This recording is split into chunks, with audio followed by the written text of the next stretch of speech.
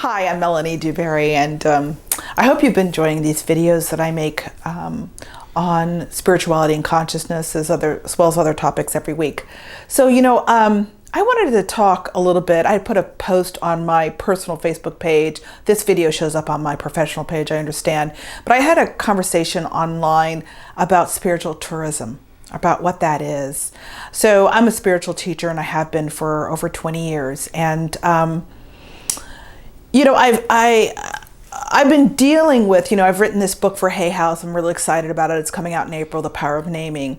And when I started to write the book, I was working with an editor, and I said, a lot of the advice I get about writing the book, a lot of advice I get about the courses I develop and the work that I do is to really pander to the 97% of people in the spiritual consciousness world.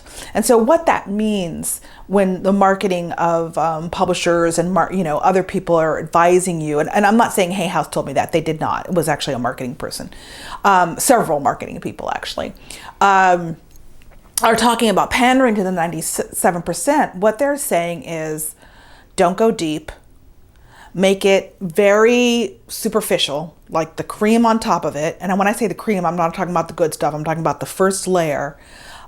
Make it very simple. Do the 5 bullet points, 5 ways to be spiritual, 5 ways to meditate, 6 ways to do this, because nobody has an attention span and people don't want to go deep. Which I have to tell you makes me incredibly sad to hear people say that. Now, I have done some of the 6 or 8 steps. I don't like that work because it makes it seem like if you do these 8 steps, then you're going to have this spiritual result or this spiritual outcome. If you meditate, then you'll become spiritual, even if without the steps. And it doesn't really work like that.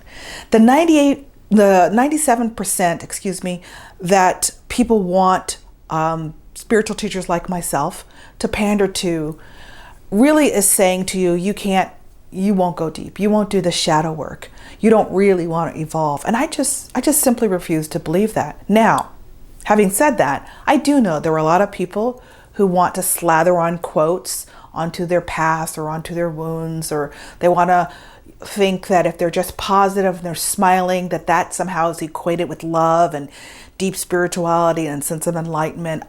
I know there are people who that's what they assign themselves to. And that's not at all the work I do with people in the world. That, to me, is spiritual tourism. When you want to come in and have an experience, maybe you go to an indigenous ceremony like my elders do, or you fly to Peru to meet with a shaman, or you go to Africa to meet with the elders, and then you jump out and you live your life and you take the kernel of wisdom, but you don't really have a spiritual path. Maybe you meditate every day, maybe you pray every day, but you don't really have a dedicated spiritual path. You kind of jump into the experiences. And I'm going to tell you, that shit makes me angry. Oops, I swore. That shit makes me angry.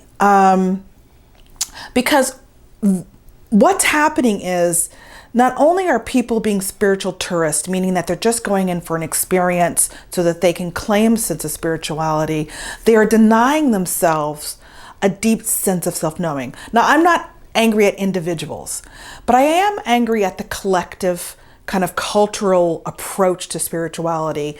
And I'm hearing a lot of it from the marketing that this is all that people want. Now, maybe that's true. I don't know.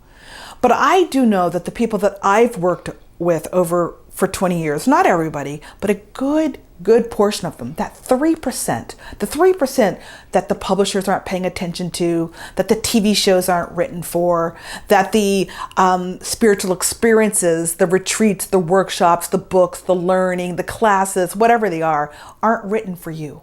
They're not written for the people that really want to do the work, that know that real spirituality is not all love and light. It's not all fun. It's hard work. You have to attend to it not only every day, but throughout your day.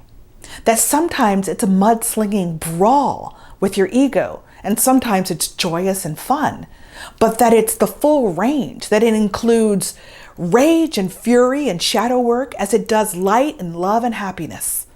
That it's the full broad spectrum, that it's deep. And it's only for you, the 3%. Because most of the people in the world really are just spiritual tourists. And I'm not trying to make them wrong, though it does sound like that.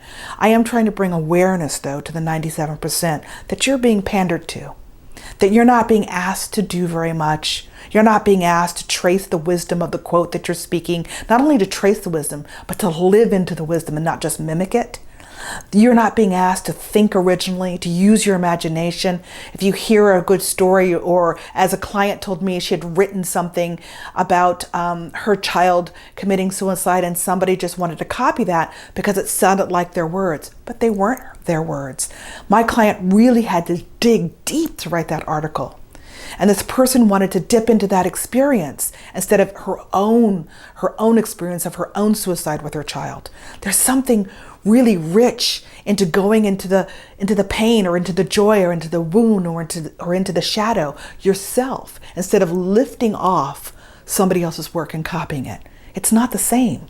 You won't really experience it. So for those of you who watch these videos, the 3%, I want you to know I'm here for you. We're going to do the deep work together. These videos are just a snippet. They're not meant to feel good, although sometimes they will. They're not meant to feel bad, but they are meant to make you think deeply, to push you deeper into your own spiritual evolution, into your own spiritual dedicated path. That's all I want to share for you now. There'll be more, maybe on the Facebook, on things that I write. I'll definitely be writing for it on my newsletter. So if you're not getting my newsletter, I'm asking you to sign up here on my Facebook page. And I want to hear about your journey into the deep 3%, the deep part of evolution where you are committed. That's not just about attending ceremonies or church. Those things are wonderful and they're part of the dedication. But where you really go and do the really difficult work of shedding, of growing, of letting go, of becoming again and again and again. That's what we're up for. This is Melanie DewBerry. It's a pleasure being with you. I'll be back again. Ahey matakiase.